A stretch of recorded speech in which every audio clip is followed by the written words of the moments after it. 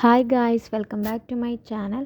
ഇന്ന് നമ്മൾ നോക്കാൻ പോകുന്നത് എങ്ങനെ നമ്മൾക്ക് ഒബ്ജക്ട്സിനെ ഓട്ടോ ക്യാഡിൽ ഗ്രൂപ്പ് ആക്കാമെന്നുള്ളതാണ്.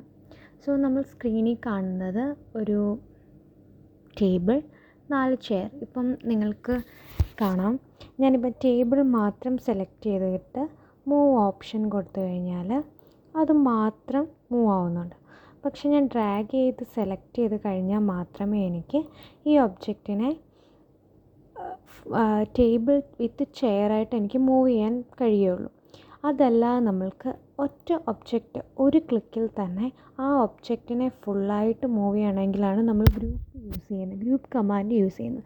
അതെങ്ങനെയാണ് ചെയ്യുന്നതെന്ന് ചോദിച്ചാൽ, ഈ ഒബ്ജക്റ്റ് ഞാൻ ഡ്രാഗ് ചെയ്ത് ടേബിൾ വിത്ത് ചെയർ സെലക്ട് ചെയ്തതിന് ശേഷം കമാൻഡ് ബാറിൽ ഗ്രൂപ്പ് എന്നുള്ള ഓപ്ഷൻ ക്ലിക്ക് ചെയ്തു. സോ ഇങ്ങനെ നോക്കിക്കാണാം, അത് സെലക്ട് ചെയ്യുമ്പം ഈ ഒബ്ജക്റ്റിന് ചുറ്റുമായിട്ട് ഒരു റെക്റ്റാങ്കിൾ, ഒരു ഇൻവിസിബിളായിട്ടുള്ള ഒരു റെക്റ്റാങ്കിൾ ഫോം ചെയ്യുന്നുള്ളൂ. അത് നമ്മൾ സെലക്ട് ചെയ്യുമ്പോൾ മാത്രമേ കാണുള്ളൂ. സോ നിങ്ങൾ ഒറ്റ ക്ലിക്ക് ചെയ്യുക.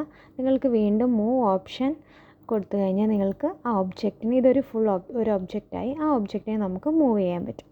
ഇനി നിങ്ങൾക്ക് ഇതിനെ എന്തെങ്കിലും എഡിറ്റ് ചെയ്യണമെങ്കിൽ നമ്മൾക്ക് ഇതിനെ അൺഗ്രൂപ്പ് ചെയ്യണം. അതിനായിട്ട് ഒബ്ജക്റ്റ് സെലക്ട് ചെയ്യുക, അൺഗ്രൂപ്പ് എന്ന് കമാൻഡ് ബാറിൽ ക്ലിക്ക് ചെയ്യുക.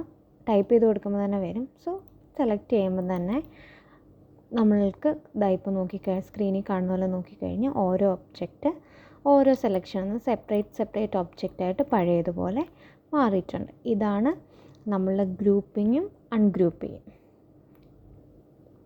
സോ നിങ്ങൾക്ക് ഈ വീഡിയോ ഇഷ്ടമായാൽ ലൈക്ക് ചെയ്യുക, ഷെയർ ചെയ്യുക, സബ്സ്ക്രൈബ് ചെയ്യുക. Thank you for watching.